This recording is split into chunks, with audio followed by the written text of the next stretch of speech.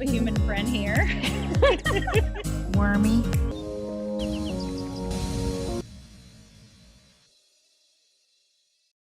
Hello, everyone. This is Rachel Stravelli, and I'm an Inner Wisdom Keeper. And today, Steve Garvin is joining me. He is a story architect, and we're going to be delving into all kinds of interesting things about wisdom and stories and even more. So as we dive in and get started, Steve, I was thinking maybe you could kind of just orient us to where you are in the world. Like, what is it like outside? Help us kind of get a perception of what the landscape or the outdoors is like and what you've been mindful of this morning. Okay. I am, first of all, great to be here with you, Rachel. I really enjoy our conversations. And it's interesting that you live now in Greenville, where I used to live just a little bit north and probably a little bit west of you in Asheville, North Carolina. And currently I live in Tacoma, Washington, which is a little bit south of where you went to school in BC. So we know a little bit about each other's world. And as you might guess, it is overcast outside. In fact, much more than overcast. It's very gray outside. And hopefully the natural light is sufficient. And one of the things that I'm really gaining an appreciation of at this time of year is I'll show her a photo I took yesterday. So this was actually taken at almost noon, which is a little bit hard to believe. Yeah, it almost looks moonlit. Yeah, there's actually the sun back here behind the tree lighting it up a little bit, creating a silhouette, which is one of the reasons that it's dark like that, because of the way cameras work. But one of the things that as I was out yesterday on my walk and thinking about this time of year, what I was realizing is this year, even though we tend to have less light, like it gets dark here around 4:30, and and stays dark until about 7:30 in the morning or 8 o'clock or whatever. So there's not a whole lot of daylight, and maybe that's why I appreciate so much more when I do see the light. When I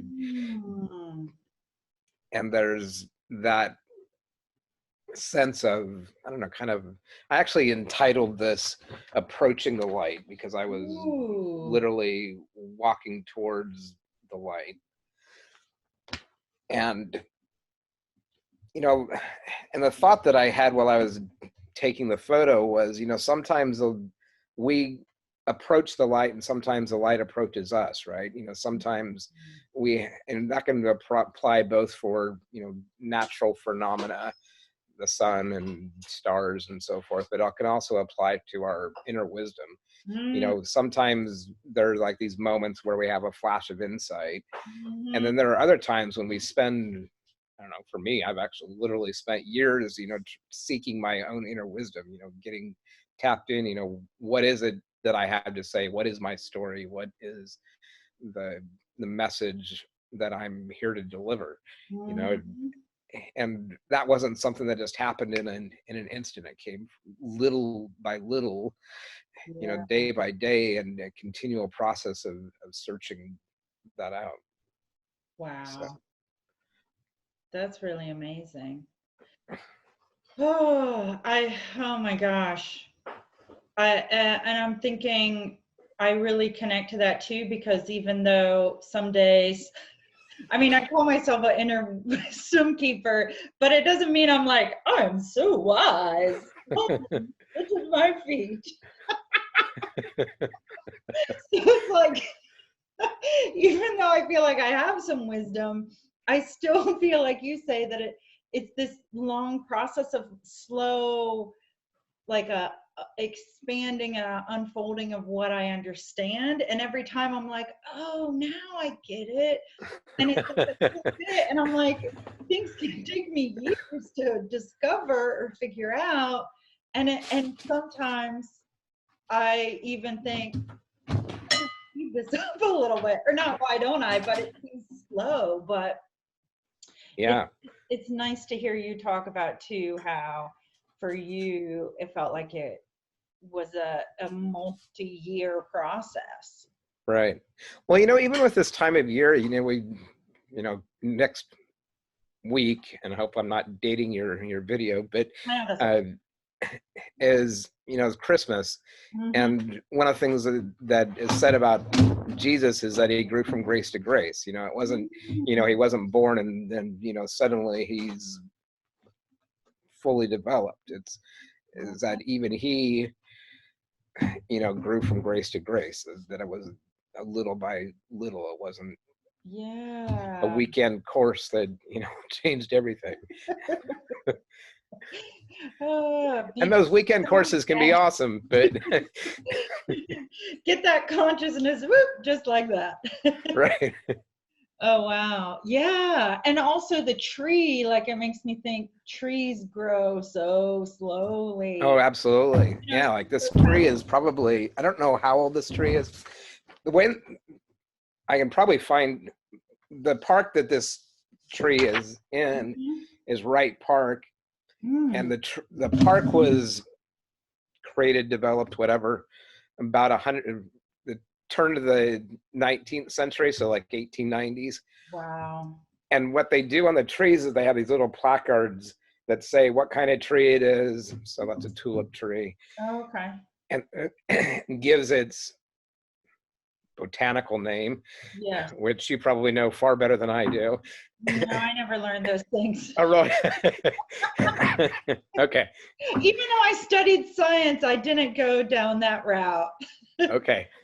Not from I just didn't. I know a few botanical names, but not that many. That's a few more than I do. So, and then it also puts the year that it was planted or that it started. And so there's a number of trees in the park that have 1895 on them. Wow. That's incredible. Oh, and it's like the things that tree has seen. Right, exactly. That's cool. Do they're you kind of the Oh, go ahead. They're kind of the, I don't know, the witnesses or the I don't know. I think you and I probably have a lot to in common on that idea. Is that nature has a lot to teach us. Yes, I totally agree.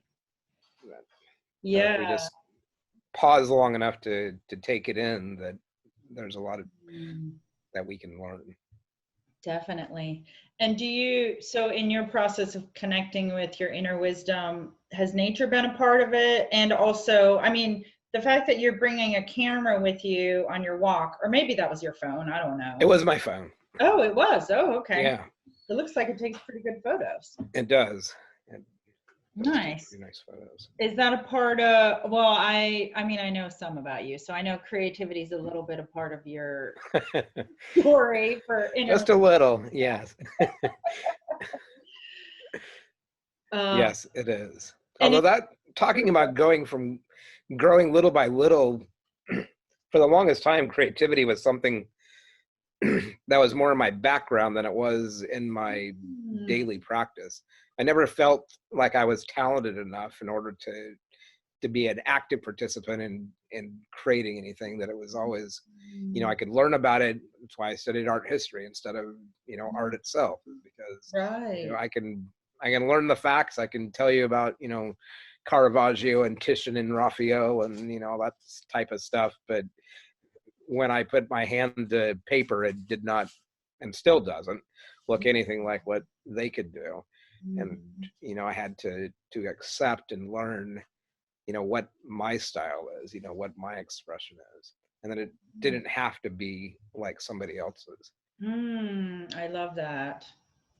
Yes. And I mean, unless you were studying the great masters to be creating that same kind of art, your style is never going to be like theirs. And I like Right. that you are taking a path to discover it yourself. Is there, do you have a style that you think you have, or is it more of a metaphor of like your own expression of living life is your style?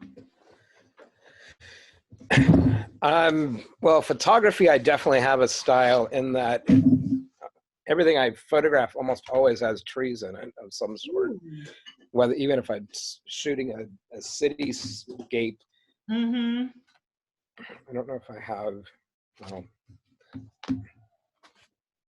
since this is a video format, a visual Mm-hmm. format. Ooh, what's that? So this is something I do just kind of, I call this doodle planning. Oh And my it's just, gosh, that's amazing. and it's just, you know, I find that doodling something out helps me to tap into more of my inner wisdom, my creativity. Yeah. That, you know, whereas, and I do a ton of writing. I mean, I write usually most days at least 2,000 words a day. Nice. And part of that's inner reflection, part of it's, you know, a blog post, part of it's a book, part of, you know, it's just different things. But my writing, my photography, my illustration all provide insights into my inner wisdom in different ways, right? Mm-hmm. You know, it's not all the same thing. I don't know. I don't know if does that make sense? It does. Well, and it makes me think when you're doodling, you can have a different expression of a same idea, that words is another way. You know, it's like, let's say you're working with the concept of trees, or like, I don't know, coming of age or whatever. So it's like there's the drawing of it, and then there's the what you see that you photograph, and then there's the story that might have neither a photograph or the drawing. And you still, I mean, it's almost, I think, more fun way to really get at the topic from so many different creative angles. I mean, when I'm trying to problem solve, I like to kind of almost picture like the problems in the middle, and I'm going to look at it from all these different ways to really understand it. And I mean, that doodling and all that, I think that's a fun way. And it also makes me think you're not limited by, I am a writer and that's the only way that I think, create, right, share who I am. Absolutely. Yeah. You've given yourself that freedom to do it in different genres and medium. Have you ever read Big Magic by Elizabeth Gilbert? Yeah. You know how she talks about Einstein and when he was working on a problem and he got stumped, that he'd start playing, you know, he'd get on his unicycle, or, you know, to pull out the violin or or do something in order to kind of to attack it from a different angle. But that when we just get so stuck on something, on, you know, that I've got to do it this way, you know, oftentimes we just stay stuck. But whereas if we pull back and approach from a different angle, or even just pull back, you know, so many times I've got a pretty decent vocabulary, but sometimes I just get totally stumped for a word, and it's like, and I know the word, but I can't access it. And the more I try to figure it out in that moment, the more I can't access it. But if I just like, okay, well, I'll just let it go, you know, and inevitably sometime during the rest of the day or during the night or whatever, it'll come to me. Yeah. You know? But I've got to be patient and trust enough that it'll work out. Yes, I like that. And do you think, how did you come to the conclusion that it would work out?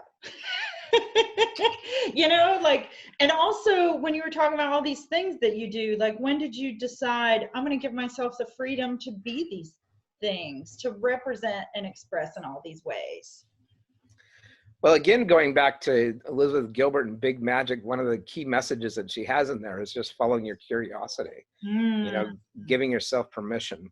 And Mm-hmm. one of the reasons I think that that is true for me is because I didn't give myself permission for so long. You Mm. know, that when my career largely was in corporate finance, where there is very much, this is the way things are done. And if it doesn't, you know, if you don't have zero at the bottom of your bank reconciliation, you know, that what you say and what the bank says doesn't tie out exactly to the Right. penny, you know, Yeah. there's a problem. And I've actually spent months, literally months, reconciling a penny's difference.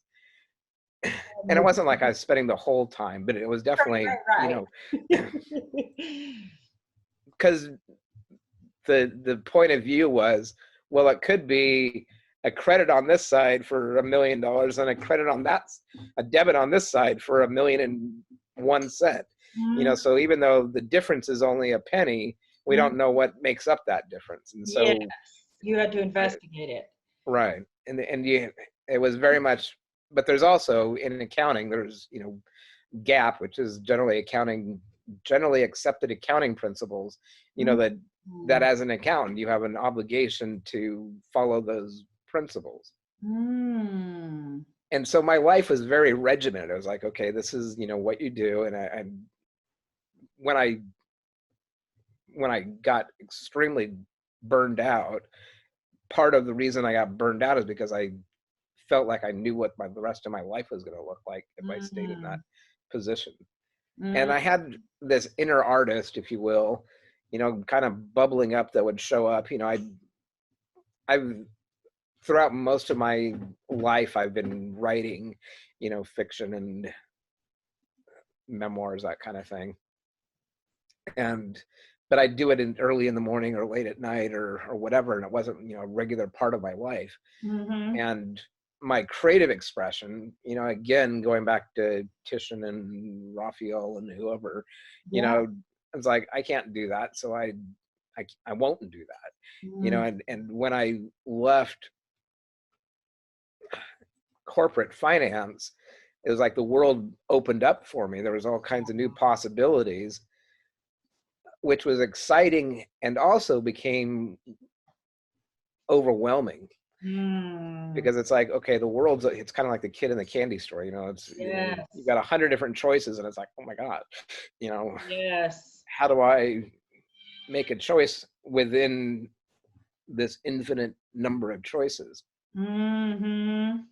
And part of what, and I can't tell you exactly, you know, this is the steps, the 3 steps you need to follow, because I was experimenting and Yeah. trying lots of different things. You know, there was, you know, what am I curious about? You know, what things resonate with me? And one of the things that, as far as my illustration goes, one of the big ahas that I had was I was in the children's section of the library, you know, and just started paying attention to the books that were there and realizing, you know what, these guys don't look like, you know, Renaissance masters.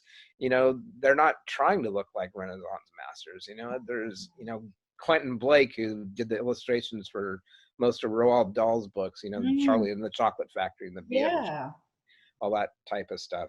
You know, he's got a very loose illustration style.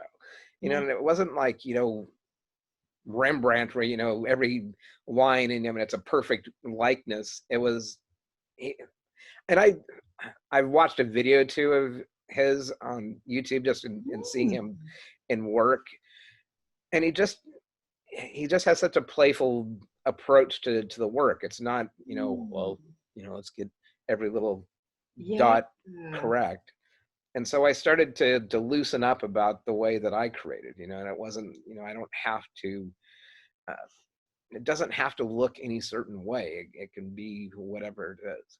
And I still look at and to be honest and transparent here, I still look at my work and it's like, oh my gosh, you know, it's fun, but it's not great art. You know, Right, right. it's, I don't envision my work ever hanging on a gallery wall or, you know, in the museums or anything. But Mhm. I get so many people saying, I love your work. I love you. And every time it's a bit of a shock to me. Mhm. But um, but then again, one of my favorite illustrators is Pascal Campion, who does this amazing illustration, and he says the same thing about his work. It's like, I can't believe people like what I'm doing. It's like, so. And he's been on the cover of the New Yorker magazine. And oh wow, yeah.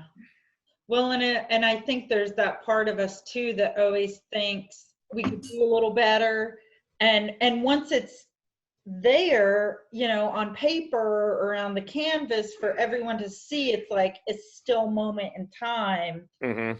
And yet we're constantly changing, evolving, seeing new perspectives, and we, okay, people put out second editions of books and thirds and fourths, so that can happen, but it's almost, I think it's an interesting thing, like this play between putting something out there and thinking, but I could still do better, even though people are like, this is great. Yeah.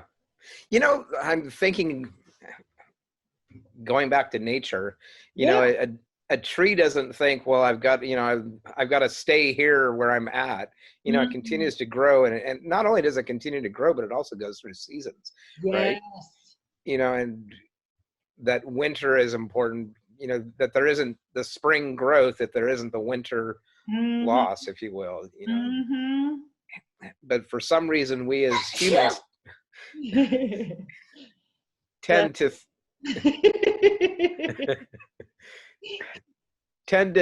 think that we have to be perfect and well, and yes. like all the time. I know. It's kind of exhausting. Right.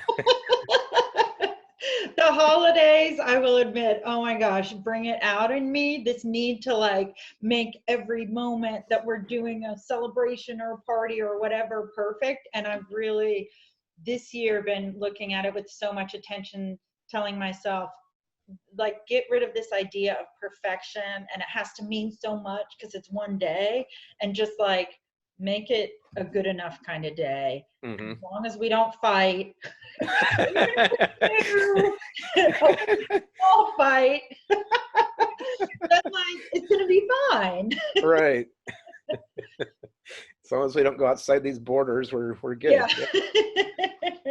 But yeah, I agree. And that's one of the things that I get when I spend time in nature is the remembering of like, I don't have to take things so seriously. I don't have to have such a rigid expectations for myself or view of myself.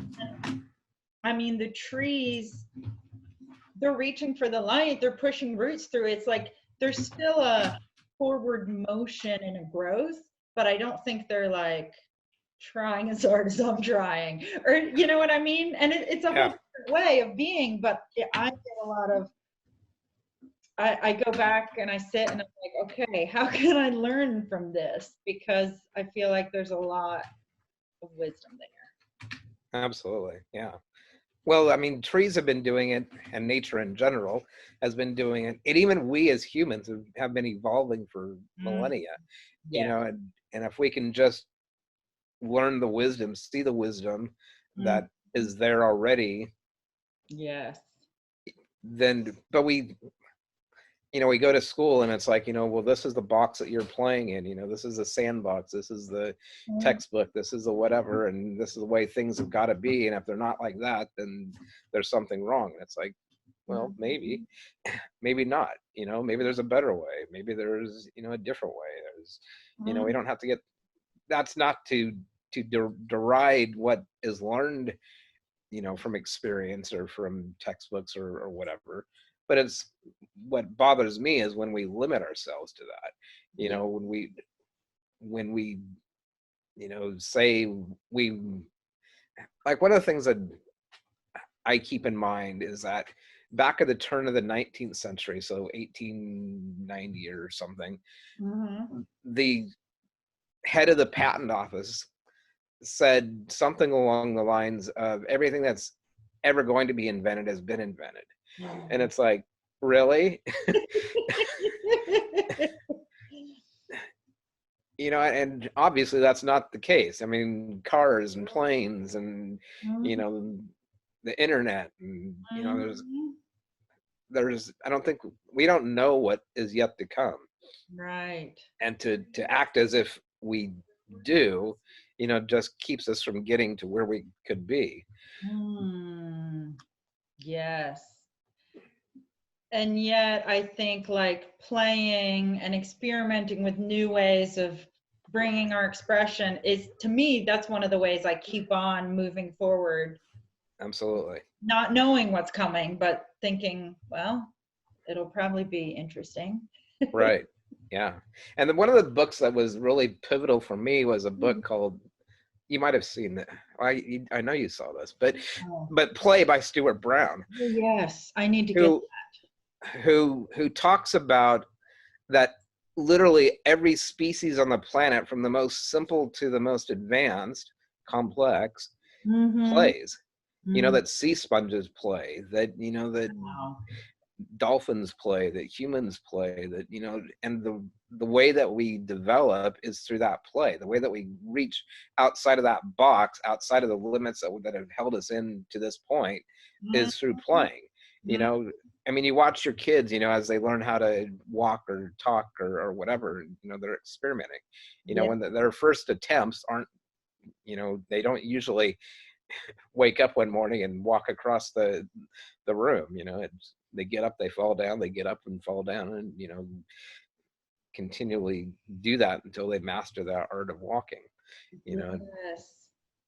Yeah, I think you're so right. And I mean, it has taken me a long time to bring play into my life in a bigger way, because kind of just the way that I look at the world for such a long time was very not one directed exactly, but it's like with the fixed mindset, and like this is how I do it, and I use my brain and figure it out like linearly and all that.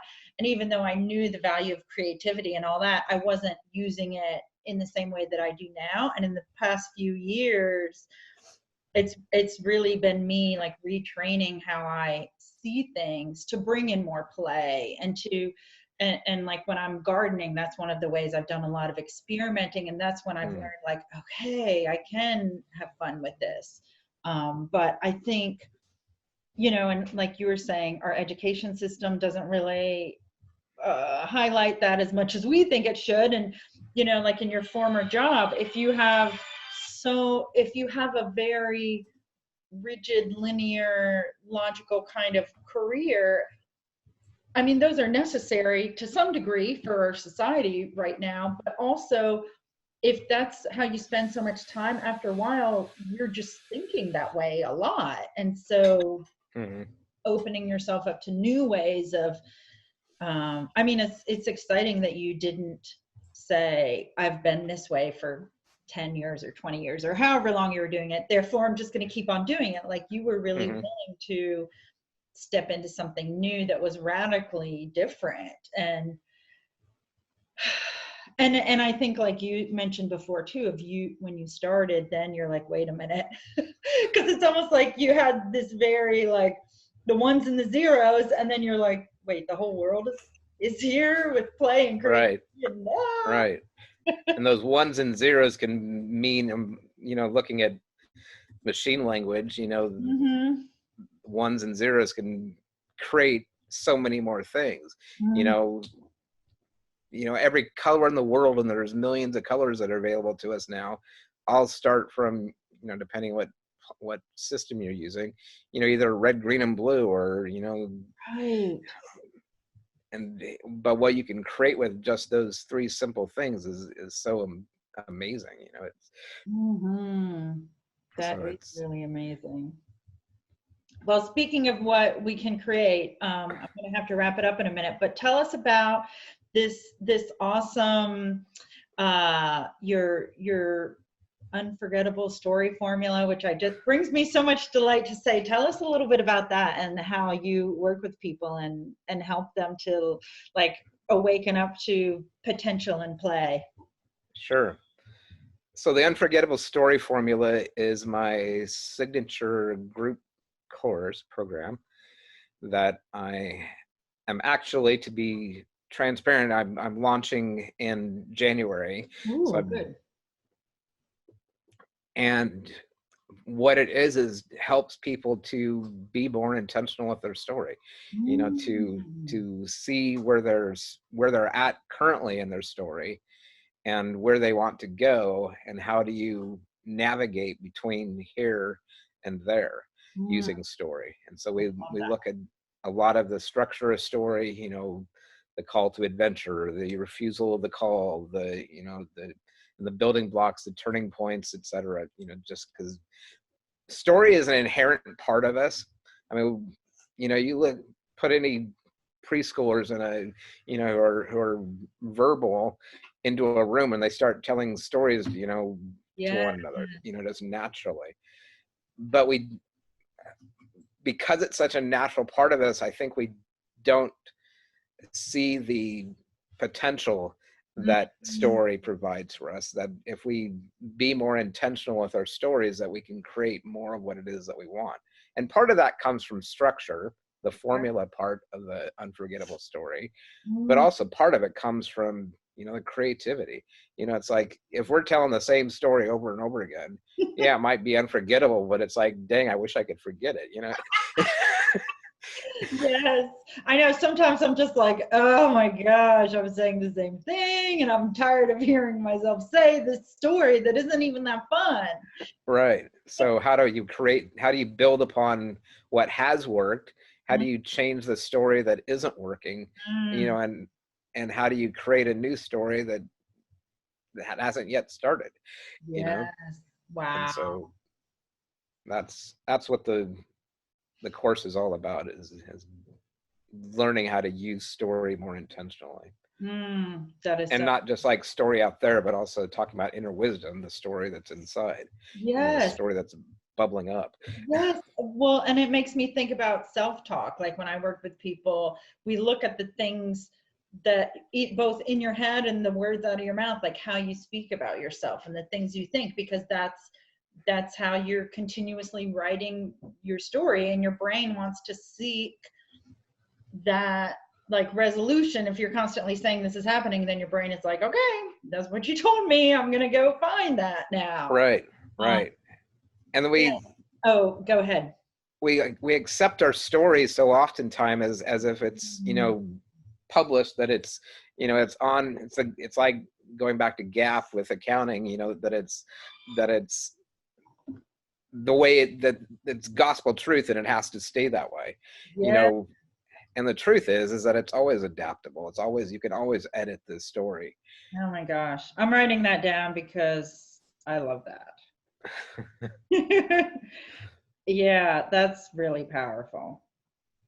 And I love too what you said about how it's almost like it's so natural, but we forget that it's there and that it's not, like you said, published and it's done and that's the way that it is. Um, and that we can adapt it and change it. That's really profound. But I guess how, well, and maybe this is too much into what happens in the course, but like, what's one way we can change the story? Like, let's say I'm in a story right now and I'm like, this is not a good ending that it's leading towards. Well, surprisingly, I think one of the best ways to change our story is to accept the story that we have, you Mm, know, to accept where we're at. You know, you think about being lost, you know, at a, I don't know, at the fair, or, you know, in the wilderness or whatever. The first thing that you have to know is, where are you right now? You know, yeah. you have to accept, you know, I'm here. This is not a good place for me to be. So Mm, how do I respond appropriately to the situation that I'm in right now? Right? Not, okay, well, I'm not supposed to be here. And it's like, you know, you're freaking out and your mind's going, you know, in 15 different directions. You yeah. know, that's not helpful, you know. But if you can be centered, you know, focused, and accept.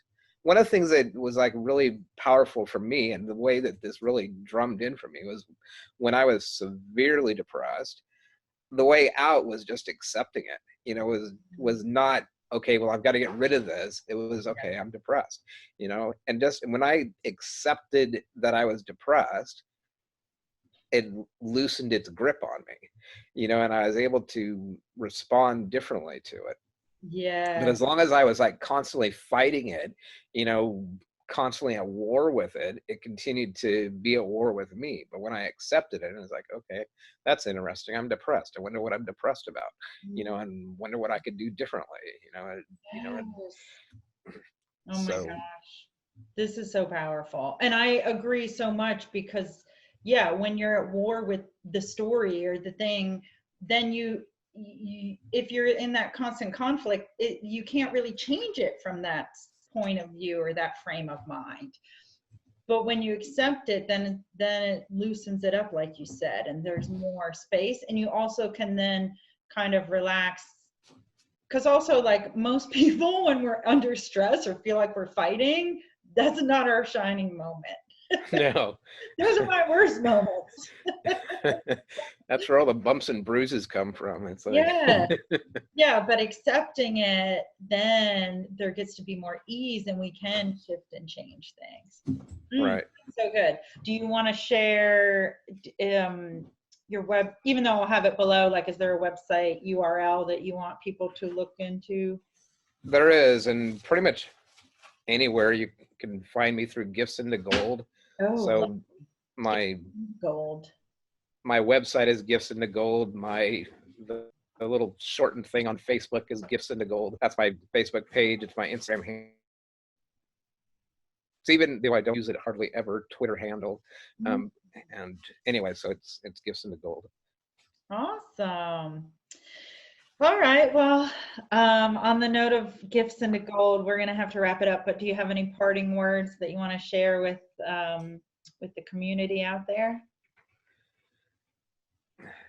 Recognize that you have inner wisdom, you know, and accept that that inner wisdom is a gift that you can turn into gold for both yourself as well as for the people you serve.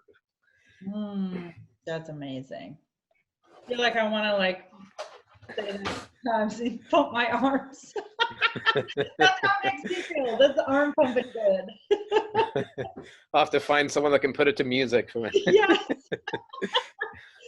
Awesome. Well, thank you much. Yeah. Thank you so much, Steve. This was great. And I'll put all the links below so that everyone can connect. All right. Excellent. Great to talk to you, Rachel. You too. Take care. Okay.